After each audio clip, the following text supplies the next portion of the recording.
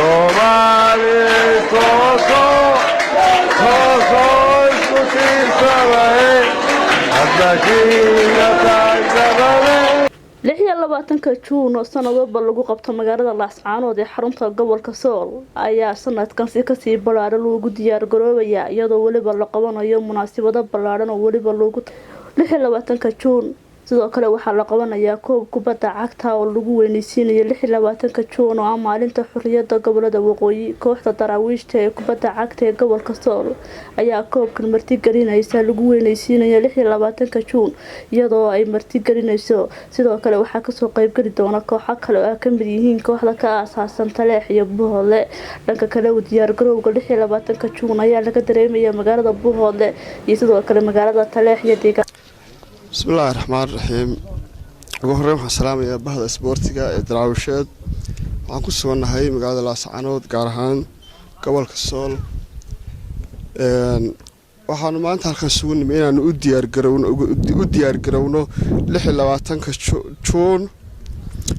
26 Juun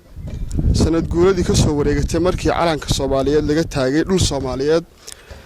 isla markaana gobolada Waqooyi ay xorriyadoodii ka qaateen gumaystihii Ingiriiska guud ahaan bulshada ku dhaqan magaalada Lascanood waxay si weyn ugu diyaar garoobayaan xuska 26 Juun khaasatan kooxda daraawiishta oo kamid ah kooxaha ugu magaca weyn uguna magaca fiican degmada Lascanood ayaa iyagu abaabulkan qayb weyn ka ah kooxdan waxa wadataa magac qaali ah oo ummadda Soomaaliyeed iyo ummadda reer Soolba ku weyn aad iyo aad baan ugu mahadcelinayaa magaca sharafta ay wataan dhalinyaradani waxaana rabnaa in aynu si weyn uga qayb qaadano 26 Juun inagoo ah dhalinyarada gobolka Sool culimada ardayda haweenka inagoo oo isku kaashanana waxaan aad iyo aad ugu mahadcelinayaa kooxdan mar labaad iyo mar saddexaadba waxaan ka rabaa in chance-kan uga faa'iideysto dhalinyarada reer Lascanood dhalinyaro dal walba waxa dhista dadkiisa iyo dadkiisa waxaan idinku boorinayaa in aad heer Lascanood ahaan iyo dhalinyaro ahaanba aynu isu taagno sidii dalkeennan iyo dadkeennan aynu wax ugu qaban lahayn waan idinku mahadcelinayaa boqolkiiba boqol aad iyo aadna u mahadsantihiin assalaamu calaykum waraxmatullaahi wabarakaatuh bismillaah ugu horreyn waxaan salaamayaa dhalinyarada meesha igula sugan iyo tiimka daraawiishta anoo ku hadlay magaca tiimka daraawiishta waxaan bartan ka sheegaynaa inaan u diyaar garoobino xafladda 26 Juun annagoo ah tiimka daraawiishta iyo bahweynta isboortiga gobolka Sool gaar ahaan annaga kooxdeeda waad aragtaan si aan ugu diyaar garoobino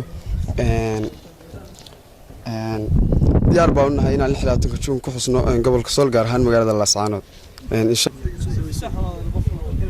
بسم الله الرحمن الرحيم